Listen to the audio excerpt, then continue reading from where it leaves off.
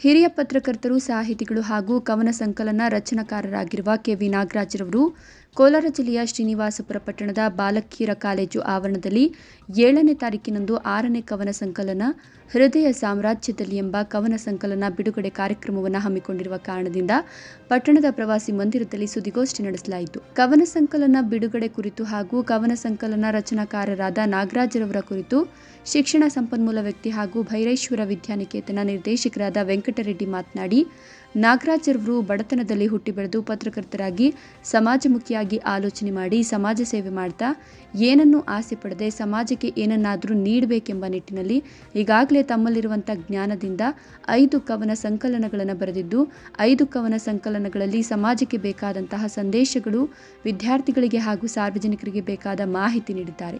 ಯಾವುದೇ ಒಬ್ಬ ವ್ಯಕ್ತಿ ತನ್ನಲ್ಲಿರುವ ಪ್ರತಿಭೆ ತನ್ನಲ್ಲೇ ಉಳಿಸಿಕೊಳ್ಳದೆ ಸಮಾಜದ ಏಳಿಗೆಗಾಗಿ ಬಳಸಿಕೊಳ್ಬೇಕು ಅಂತ ತಿಳಿಸಿ ನಾಗರಾಜ್ರವರಿಗೆ ಶುಭ ಕೋರಿದ್ರು. ಆದರೆ ಆ ಮಧ್ಯೆ ಇನ್ನೇನಕ್ಕೂ ಅಪೇಕ್ಷಿಸದೆ ಸಮಾಜಕ್ಕಾಗಿ ನಾನೇನಾದರೂ ನನ್ನ ಕೈಯಲ್ಲಿರ್ತಕ್ಕಂಥದ್ದು ಮಾಡಬೇಕು ಅಂತ ಹೇಳಿದಾಗ ಒಂದು ವಿಚಾರ ಇದೆ. All our talent should goes to others ಅಂತ ಇಂಗ್ಲೀಷ್ನಲ್ಲಿ.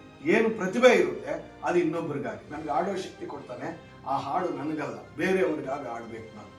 ನನಗೆ ಒಳ್ಳೆ ರೈಟಿಂಗ್ ಕೊಡ್ತಾನೆ, ನನ್ನ ಮಕ್ಕಳಿಗೆ ಅದು ಕಲಿಸ್ಬೇಕು, ಅದು ನನ್ನ ಟ್ಯಾಲೆಂಟ್.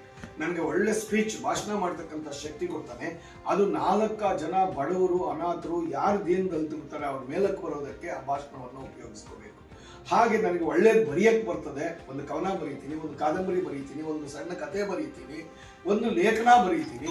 ನಾನೇನು ಮಾಡಬೇಕು, ಅದನ್ನು ನಾನು ಇನ್ನೊಬ್ಬರ ಏಳಿಗೆಗಾಗಿ ಮತ್ತು ಸಮಾಜದಲ್ಲಿ ನೊಂದ ಬೆಂದ ವ್ಯಕ್ತಿಗಳಿಗಾಗಿ, ಯಾರು ಡಿಸರ್ವ್ ಇರ್ತಾರೆ, ಅರ್ಹ ವ್ಯಕ್ತಿಗಳಿರ್ತಾರೆ, ಅವ್ರ ಮೇಲಕ್ಕೆ ಬರೋದಕ್ಕಾಗಿ, ಪ್ರೇರಣೆ ಕೊಡೋದಕ್ಕಾಗಿ ಆ ಟ್ಯಾಲೆಂಟನ್ನು ಉಪಯೋಗಿಸ್ಬೇಕು. ಈ ನಿಟ್ಟಿನಲ್ಲಿ all our talent should goes to others ಅಂತ. ಅಂದರೆ ನಮ್ಗೆ ಏನು ಪ್ರತಿಭೆ ಇರುತ್ತೆ ಆ ಪ್ರತಿಭೆ ಪಲಾಯನ ಮಾಡೋಕ್ಕಲ್ಲ, ಆ ಪ್ರತಿಭೆ ಸ್ವಂತಕ್ಕಲ್ಲ, ಆ ಪ್ರತಿಭೆ ಸ್ವಂತ ಲಾಭಕ್ಕಲ್ಲ, ಪ್ರಚಾರಕ್ಕಲ್ಲ, ಕೀರ್ತಿಗಲ್ಲ ಅಥವಾ ಪ್ರಶಸ್ತಿಗಳಿಗಲ್ಲ.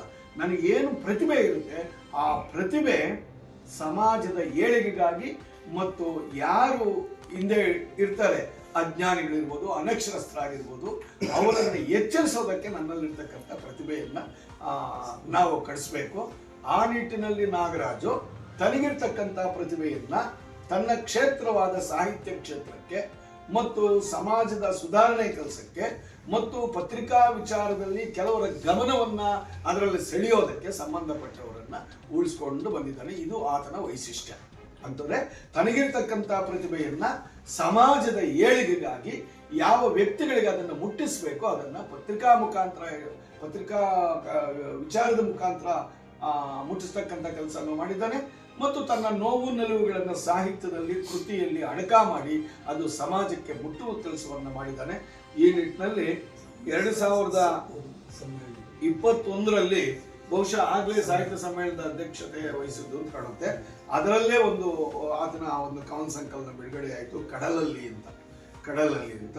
ಸೊ ಈಗ ಇಷ್ಟು 5 ಕವನ ಸಂಕಲನಗಳು ಮತ್ತು ಇನ್ನಿತರ ಸಾಹಿತ್ಯ ಪ್ರಕಾರಗಳನ್ನು ಮುಗಿಸಿ ಹಾಗೆ ಇರದೆ ಈಗ 2024ಕ್ಕೆ ಹೃದಯ ಸಾಮ್ರಾಜ್ಯದಲ್ಲಿ ನಾವು ಬೇರೆ ಬೇರೆ 1-2-3 ಹೆಸರುಗಳು ಸೂಚನೆ ಮಾಡಿದ್ವಿ. ಆದರೆ ಅವರ ಹೃದಯದಲ್ಲಿ ಇದು ನಿಂತ್ಕೊಂಡು ಬಿಟ್ಟಿತ್ತು. ಅವರ ಹೃದಯ ಸಾಮ್ರಾಜ್ಯದಲ್ಲಿ ಈ ಹೆಸರೇ ಅಂತ ನಿಂತ್ಕೊಂಡು ಬಿಟ್ಟಿತ್ತು. ಯಾಕೆಂತಂದ್ರೆ ಅದರಲ್ಲಿ ಪ್ರೇಮ ಕವನಗಳಿವೆ, ನಗೆ ಹನಿಗಳಿವೆ, ಮಕ್ಕಳಿಗೆ ನೀತಿ ವಿಚಾರ ಹೇಳ್ತಕ್ಕಂಥ ವಿಚಾರ ಇದೆ, ಮತ್ತು ಗಂಡ ಹೆಂಡತಿಯ ಸಂಬಂಧ ಹೇಗೆ ಮಧುರವಾಗಿರಬೇಕು ಅಂತಕ್ಕಂತಹ ಕುಟುಂಬದ ಸಾಮರಸ್ಯ ಇದೆ. ಅದರ ಜೊತೆಗೆ ಮುಖ್ಯವಾಗಿ ಸಮಾಜದ ಅಂಕುಡೊಂಕುಗಳನ್ನು ನಾವು ಪ್ರಗತಿಪರವಾಗಿ ಆಲೋಚನೆ ಮಾಡ್ತಕ್ಕಂಥವ್ರು ಯಾವ ನಿಟ್ಟಿನಲ್ಲಿ ನೋಡಬೇಕು ಅಂತಕ್ಕಂತಹ ಒಂದು ವಿಶಿಷ್ಟವಾದ ಅವಲೋಕನ ದೃಷ್ಟಿ ಇದೆ. ಸೊ ಇಷ್ಟೂ ವಿಚಾರಗಳನ್ನು ಸೇರಿಸಿಕೊಂಡು ಅವರ ಹೃದಯದಲ್ಲಿ ನಾನಾ ಭಾವನೆಗಳನ್ನು ಇಟ್ಕೊಂಡು ಆ ಗ್ರಂಥವನ್ನು ಎಲ್ಲ ತನ್ನ ನೋವು ನಲಿವುಗಳ ಮಧ್ಯೆ ಅದನ್ನು ಮಾಡಿ ಮುಗಿಸಿ ಈಗ ಅಚ್ಚನಲ್ಲಿದೆ. ತಮಗೆಲ್ರಿಗೂ 7ನೇ ತಾರೀಕು ಸಿಗುತ್ತೆ. ಸೊ ಅವತ್ತು ಒಂದು ಸರಳ ಸಮಾರಂಭವನ್ನು ಬಾಲಕಿಯರ ಪದವಿ ಪೂರ್ವ ಕಾಲೇಜು ಶ್ರೀನಿವಾಸಪುರದಲ್ಲಿ ಇಟ್ಕೊಂಡಿದ್ದಾರೆ. ಅದಕ್ಕೆ ಸಾಕಷ್ಟು ಮಹನೀಯರು ಬರಲಿದ್ದಾರೆ. ಮುಖ್ಯವಾಗಿ